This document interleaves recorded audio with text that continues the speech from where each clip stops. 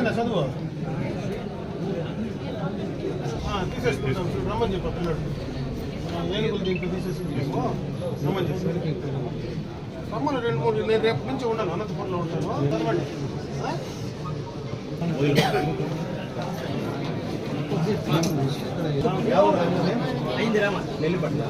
ఏనమ్మా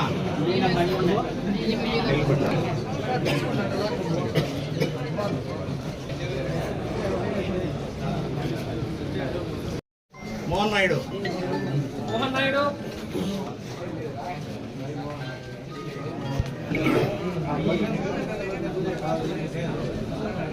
సుబ్రహ్మణ్యం ఇదంతా కేల్పట్లేనా మళ్ళా? అప్పుడు రాలేదు, అదే అదే మళ్ళా పడి ఓకేనా.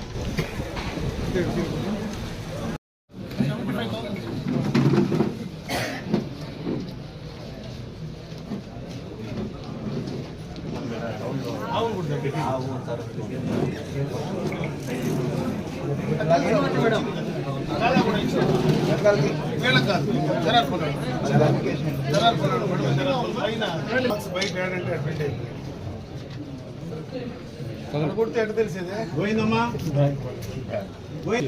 కృష్ణమూర్తి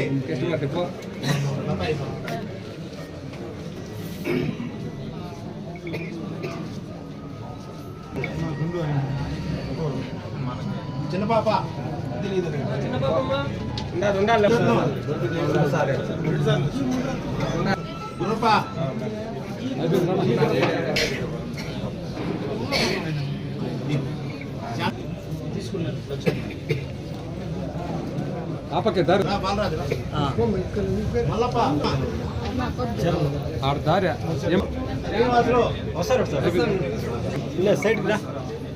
జయమ్మ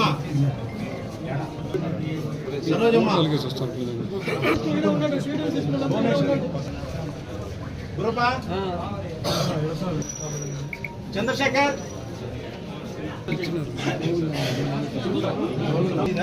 వాళ్ళమ్మది సార్, వాళ్ళమ్మది 2 అంటే వాళ్ళమ్మ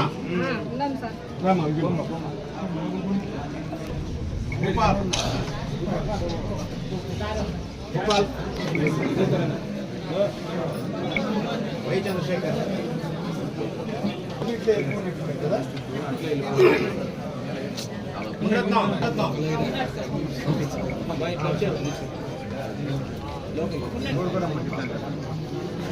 Srinivasulu నమీలా Kiran Balaji C Balaji Kiran right Balaji Naidu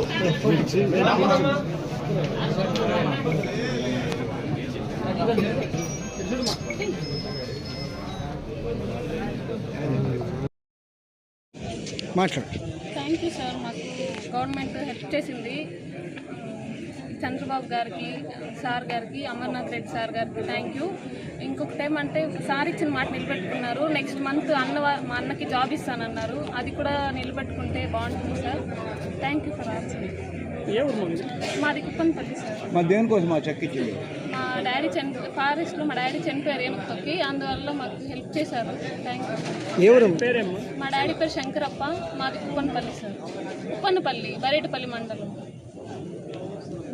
thank you sir. అది పెనుకొలకల జీ కృష్ణప్ప నా పేరు. ఇట్లా బోర్తో గట్ట అయితే ఏనుగులు వచ్చి ఒక తరపున ఒక ఆవుని దొరికాయి. దాని నష్టపరికారంగా 75,000 చెక్ ఇచ్చినారు అమలు చేతులుగా ఫారెస్ట్ వాళ్ళు. దీంతో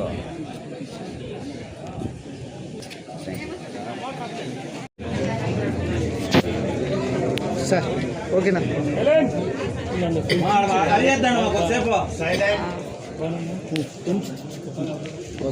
ఏనుగుల దాడిలో నష్టపోయినటువంటి రైతులకు 12,77,000 రూపాయల దాకా ఈరోజు కాంపెన్సేషన్ చెక్కులు పంపిణీ చేయడం జరిగింది.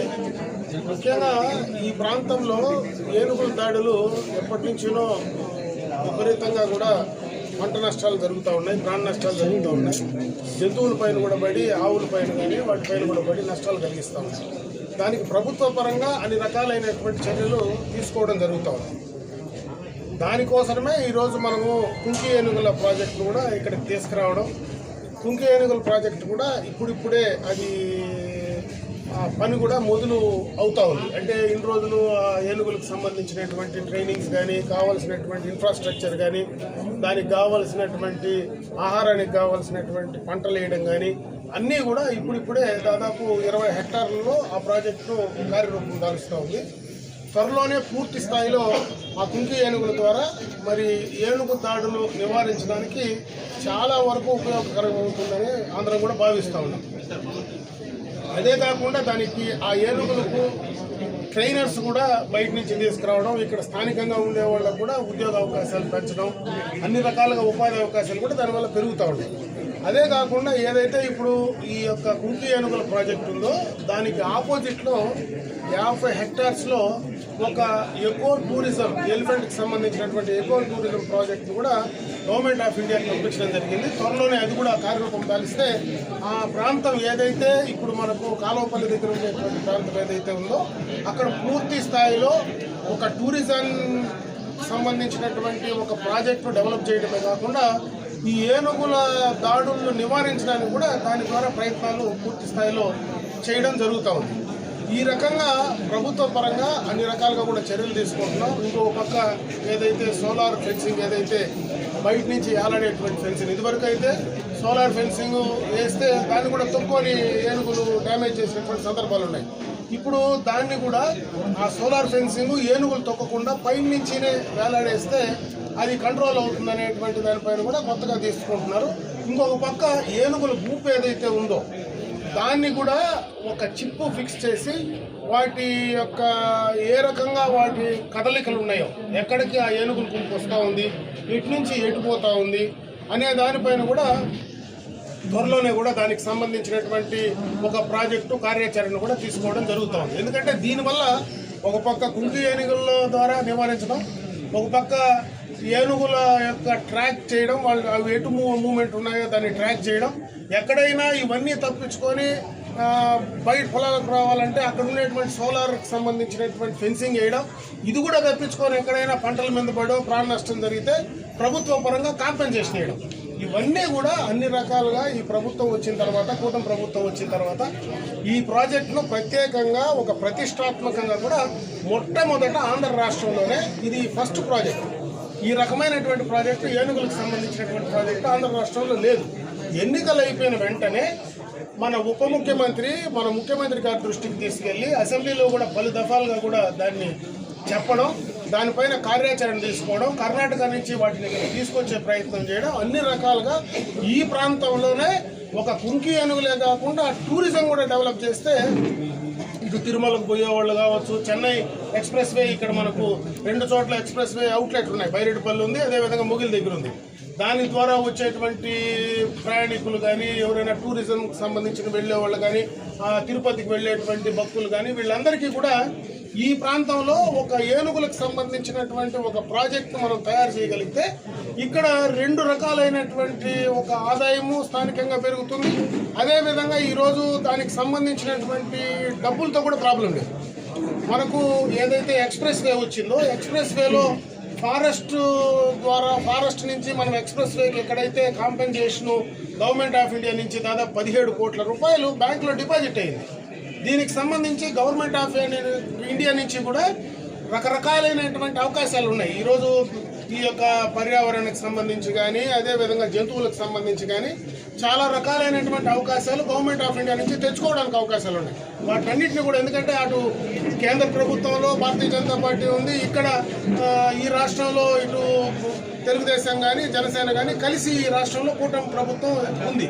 దీని ద్వారా అటు కేంద్రం నుంచి రావాల్సినటువంటి నిధులు కూడా తీసుకొచ్చి ఈ ప్రాంతంలో ఒక ప్రత్యేకమైనటువంటి ఒక కార్యక్రమాన్ని ఆంధ్ర రాష్ట్రంలోనే మొట్టమొదట ఈ కార్యక్రమాన్ని రైతులకు మేలు చేసుకుంటూ, పర్యావరణాన్ని సమతుల్యం చేసుకుంటూ, అదేవిధంగా జంతువుల వల్ల దాడులు జరగకుండా నివారించుకుంటూ, జరిగినటువంటి దాడులు ఏదైనా ఉంటే దానికి మళ్ళీ కాంపెన్సేషన్ ఇచ్చి ఏదో రకంగా దాన్ని బ్యాలెన్స్ చేసేటువంటి కార్యక్రమంలో భాగంగానే ఈరోజు ఈ చెక్కులు కూడా పంపిణీ చేయడం జరిగిందని చెప్పి తెలియజేసుకుంటున్నా.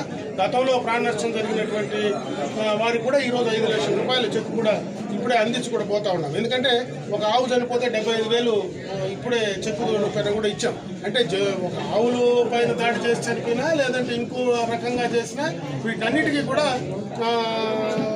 ప్రభుత్వ పరంగా అన్ని రకాలుగా చర్యలు తీసుకుంటున్నాను. నేను ఈ ప్రాంతంలో ఉండేటువంటి రైతులు కూడా నేను ఒకటే కోరుకుంటున్నాను. ఎందుకంటే అవి చాలా తెలివైన జంతువులు. అంటే ఏనుగులు అనేటివి ఉండేటువంటి అన్ని జంతువుల్లో కూడా ఒక తెలివైనటువంటి జంతువు ఏదైతే ఉందంటే అది ఏనుగు మాత్రమే. దాన్ని అది వచ్చినప్పుడు దాన్ని నివారించేటువంటి ప్రయత్నం చేస్తేనే కంట్రోల్ అవుతుంది.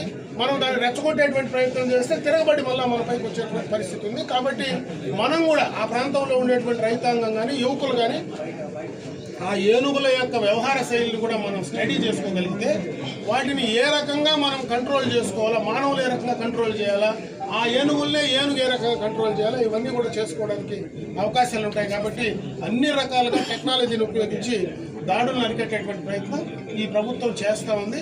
దీన్ని మీరందరూ కూడా మరి జాగ్రత్తగా ఆ ఏనుగుల దాడులకు సంబంధించినటువంటి ఏదైతే వస్తుందో ఆ మూమెంట్ వచ్చినప్పుడు డిపార్ట్మెంట్ వాళ్ళకి ఇమీడియట్గా ఇన్ఫర్మేషన్ ఇస్తే, మీకు ఏదైనా అనుమానం వచ్చినప్పుడు ఇమీడియట్గా ఇన్ఫర్మేషన్ ఇస్తే వాళ్ళు కూడా వచ్చి మనకు సహకరించి మరి వాటిని దూరంగా తరిమేటువంటి ప్రయత్నం చేస్తారు. త్వరలోనే ఆ చిప్పు కానీ బిగించేస్తే అవి ఎక్కడికి వెళ్తున్నాయో మనకు తెలిసిపోతుంది. కాబట్టి ఈజీగా కూడా కంట్రోల్ చేయడానికి అదొక మంచి అవకాశం. దాన్ని కూడా త్వరలోనే కంప్లీట్ చేయబోతున్నామని చెప్పి తెలియజేస్తున్నాం.